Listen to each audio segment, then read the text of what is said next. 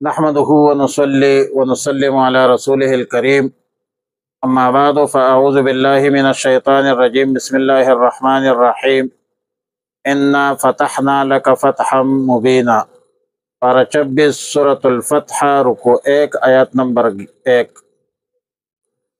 صلح حدیبیہ کے حوالے سے 14 جز تو نہیں یا 14 حصہ مقدمے کا، وہ ہے صلح حدیبیہ کے ثمرات اور برکات۔ صلح حدیبیہ کے ثمرات اور برکات یہ ظاہر ہوئی کہ قریش اور ان کے متبعین کے مابین ضد ہٹ درمی بالکل واضح ہو گئی اور ان بدبختوں میں پھوٹ پڑ گئی۔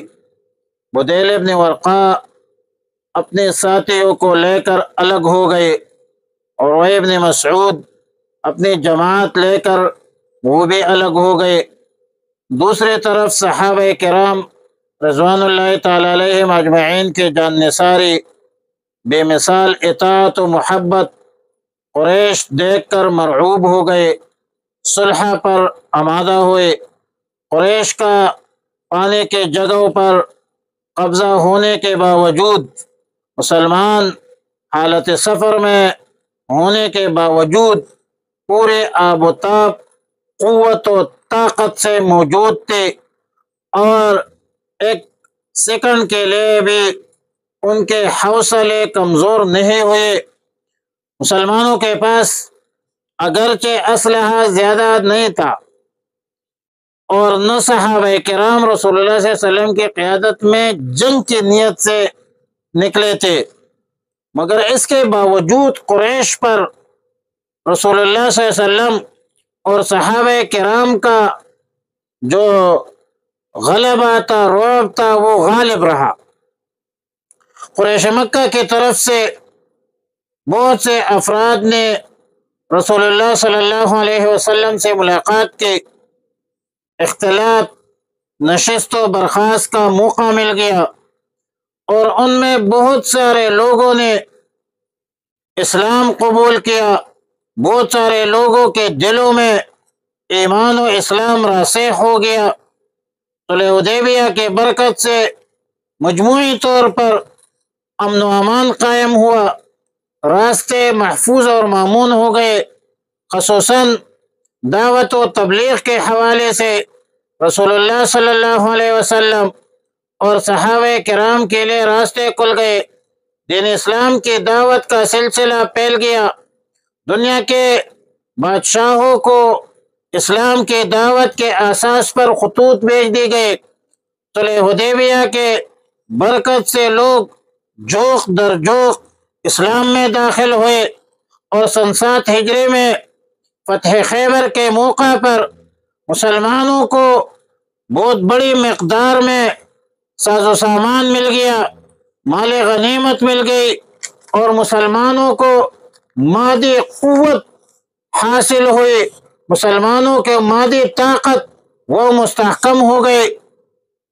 صلح حدیبیہ معاہدہ کے برکات اور ثمرات سے مسلمانوں کی تعداد اتنی کثیر ہو گئی جو اس سے پہلے مدت میں حاصل نہیں تھی۔ اس کا نتیجہ یہ ہوا کہ جب قریش مکہ نے اس معاہدہ کی خلاف ورزی کی، معاہدے کو توڑا، رسول اللہ صلی اللہ علیہ وسلم فتح مکہ کی خفیہ تیاری کر رہے تھے، تو اس صلح نامہ صلح حدیبیہ کے تقریباً 20-21 مہینے گزرے تھے کہ فتح مکہ کے لیے رسول اللہ صلی اللہ علیہ وسلم کے ساتھ جانے والے جان نثار سپاہیوں کی تعداد 10,000 ہو گئی اور قریش مکہ کو خبر ملی، گھبرا گئے۔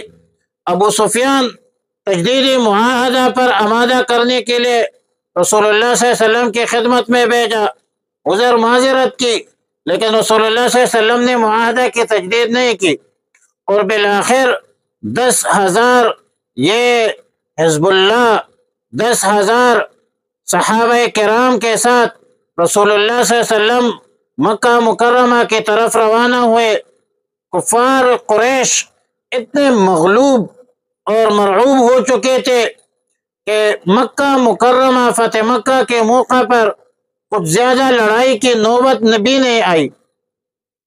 زیادہ عمل دخل تو رسول اللہ صلی اللہ علیہ وسلم کی حاکمانہ سیاست تھی کہ جنگ کے بغیر فتح مکہ ہوئی، اور ظاہر ہے کہ مکہ مکرمہ بیت اللہ شریف میں جنگ ہونا نہیں چاہیے تھا۔ رسول اللہ صلی اللہ علیہ وسلم نے حکمت عملی اختیار کی، اعلان فرمایا جو شخص اپنے گھر کا دروازہ بند کر لے وہ محفوظ اور مامون رہے گا، جو مسجد میں داخل ہو جائے وہ بھی محفوظ اور مامون رہے گا، جو ابو سفیان کے گھر میں چلا جائے وہ بھی محفوظ اور مامون رہے گا۔ لہذا لوگوں کو اپنے جان کی فکر پڑ گئی اور جنگ و جدال کی زیادہ نوبت نہیں آئی۔ رسول اللہ صلی اللہ علیہ وسلم کا جو خواب تھا واقعہ اور حقیقت بن کر سب کے سامنے آ گیا۔ صحابہ کرام بے خطر ہو کر بیت اللہ شریف کا طواف کیا، پھر حلق اور قصر کیا۔ رسول اللہ صلی اللہ علیہ وسلم اور صحابہ کرام بیت اللہ شریف میں داخل ہوئے۔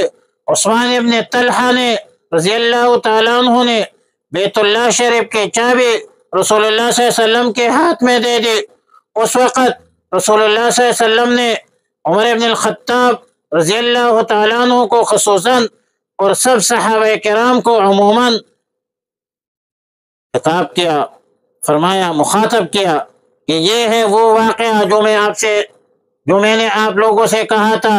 حجۃ الوداع کے موقع پر ایک دفعہ پھر رسول اللہ صلی اللہ علیہ وسلم نے حضرت عمر کو مخاطب کیا کہ یہ وہ واقعہ ہے جو میں نے کہا تھا۔ سیدنا عمر بن الخطاب رضی اللہ تعالیٰ عنہ نے فرمایا کہ بلا شبہ کوئی فتح صلح حدیبیہ سے زیادہ بہتر نہیں۔ سیدنا ابوبکر صدیق رضی اللہ تعالیٰ عنہ نے فرمایا کہ اسلام میں کوئی فتح صلح حدیبیہ کے برابر نہیں، لیکن لوگوں کے رائے اور بصیرت جو ہے وہاں تک نہیں پہنچ سکی جو اللہ رب العالمین اور رسول اللہ صلی اللہ علیہ وسلم کے درمیان ایک طے شدہ حقیقت تھی۔ لیکن یہ لوگ جلد بازی کرنا چاہتے ہیں اور جلد بازی اللہ کو پسند نہیں ہے۔ العلۃ من الشیطان۔ اللہ رب العالمین کا ہر فیصلہ حکمت پر مصلحت پر مبنی ہوتی ہے، اسی لیے اللہ رب العالمین نے واقعہ سورہ فتح کو، واقعہ حدیبیہ کو اللہ تعالی نے فتح مبین قرار دیا۔ انا فتحنا لک فتحا مبینا۔ صلح حدیبیہ کو اللہ تعالی قوت تسلیم ہو گئی، مسلمانوں کو غلبہ حاصل ہوا اور ایک حکمت عملی کے تحت جو ہے وہ حاصل ہوا۔ اللہ سے دعا ہے کہ اللہ رب العالمین اسلام کا غلبہ تا قیامت قائم اور دائم رکھے۔ اللہ رب العالمین ہمیں نیک اعمال کی توفیق عطا فرمائے، رسول اللہ صلی اللہ علیہ وسلم کی سنتوں پر عمل کرنے کی توفیق عطا فرمائے۔ اللہم ربنا تقبل منا انک انت السمیع العلیم وتب علینا یا مولانا انک انت التواب الرحیم، وصلی اللہ تعالی علی خیر خلقہ محمد وآلہ واصحابہ وازواجہ وذریاتہ وبناتہ اجمعین الطیبین الطاہرین وعلی من